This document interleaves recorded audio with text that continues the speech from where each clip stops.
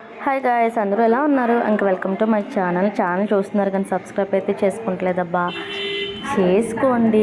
ఇంక ఈరోజు అయితే చికెన్ లాంటి కర్రీ, ఇంక గురువారం కాబట్టి మేము ఏం తినాం కాబట్టి మష్రూమ్స్ కర్రీ అయితే వండాము.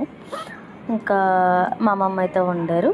దాంట్లో నేను అటు ఇటు తిప్పేసి నేను మా మరదలు దాన్ని ఒక విధంగా కర్రీలా చేసేసాంలే. ఏంటి కర్రీ అయితే అయింది లాస్ట్కి. ఇంకా సేమ్ చికెన్ కర్రీ ప్రాసెస్సే. సో టమాటా అయితే వేయలేదు, ఎందుకంటే టమాటా వేస్తే టేస్ట్ అయితే మారిపోతుంది కాబట్టి.